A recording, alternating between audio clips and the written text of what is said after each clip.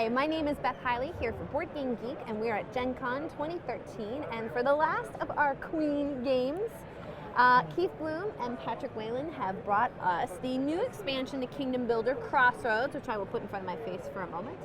Now remind me, how many expansions have we had for Kingdom Builder? As far as boxed expansions, this is the second. Second one, okay. Yes. Nomads was the first. Right. So we're going to assume that people have played Kingdom Builder before, and if you don't know how to play, go on BGG and go find out, because it's very easy. So we're just going to whip through what would you get just from the expansion. What does the expansion add to the game? Yeah, so what you're going to get in the expansion is you're going to get 4 more boards, which give different buildings, and as opposed to the other boards, they'll have 2 different buildings on the board. So if you look around the board, you'll see... Right, this has the tree and a tower. Yep, you'll see multiple different buildings on the board. And a building. Obviously, that comes with more building tiles, and you also get a few additional little tokens that come with the game, and we'll explain what those are in just a second here.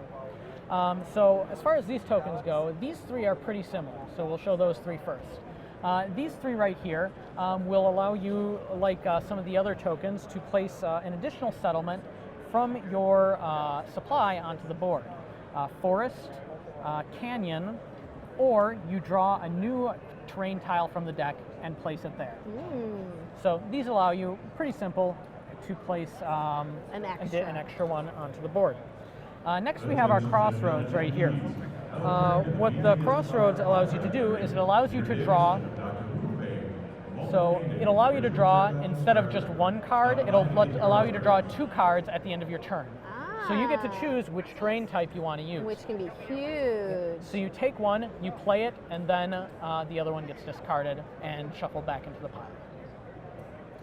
We also have our City Hall, which comes with a new token that you can place on the board. City Hall, unlike the other ones, it doesn't allow you to play it multiple times. You can only play it once, and you'll see why. You have City Hall, and it's going to take up a lot of spaces on the board, 7 spaces in total. Again, it has to be adjacent, just like in other cases, but you play it once, play it on legal spaces, and it's there for the rest of the game. What constitute legal spaces? Non-mountain spaces, or? Non-mountain, non-water, and on spaces that are empty. Okay. Next we have the Barracks right here. What the Barracks allows you to do is to place this guy right here. You place him on the board. He doesn't count as a settlement, but he allows you to keep other players as well as yourself from moving your settlements around the board. So when you play your additional actions, which would normally allow you to move them, you cannot if you're adjacent to the soldier here. The next one we have is the Wagon. The Wagon you can place on the board. It doesn't count point-wise as a settlement, but you can play this, and we'll flip this over here to show the ability, allows you to move the Wagon up to 3 spaces away. And that's that little adjacent piece there. And that'll allow you to place adjacent to something further away. So it allows you to move around the board a lot more easily. Which would be really useful at the beginning of your turn to venture forth somewhere. Exactly. And the last one we have is the lighthouse right here. And that comes with a boat. A boat. So, as you would think, when you play this, you place a boat onto a water, again adjacent when possible, and just like the Wagon, it allows you to move up to 3 spaces away in a straight line to, again, solve adjacency problems. So it allows you to move around the water.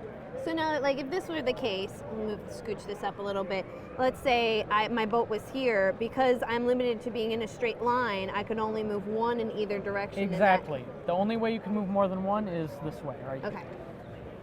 So those are the new tokens. There's also one other thing. Can we back up for 1 second? So City Hall.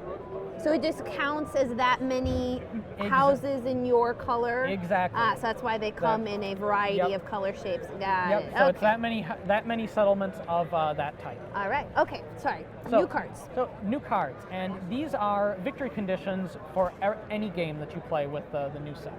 And we'll go over them one at a time. They're pretty straightforward. A road. 7 gold if at least 7 of your settlements form a continuous line. Advance. 9 gold if at least 7 of your golds of the settlements are built in the 4 game on one of the 4 edges. Yes, sorry. Next, you get 8 gold if you completely circle a location. This includes cities or location tiles. So if you completely circle it, you get 8 points. Anything with a little border around it. Fortress, and this is one that would help if you had the city hall. You get 6 gold for each of your own settlements surrounded by another 6. Home country, you get 5 gold for each terrain area completely populated by your own settlements. And finally, you get 10 gold if you have one on each edge of the board. So north, south, east, and west. And so it's just an additional way to get points while playing Kingdom Builder. All right, and obviously you can mix and match these in with the base game and with nomads. Yep, you can mix and match it with the base game or the expansions, however you want. Fantastic. All right. Well, this kind of really makes me want to actually go crack out Kingdom Builder again. That's what we're looking for. I know. There you go. Well, Keith, thank you for sitting pretty. Patrick, thank you for kept my mouth shut. What more do you want from me? And this is Kingdom Builder Crossroads. I am really good at holding the box upside down. Kingdom Builder Crossroads.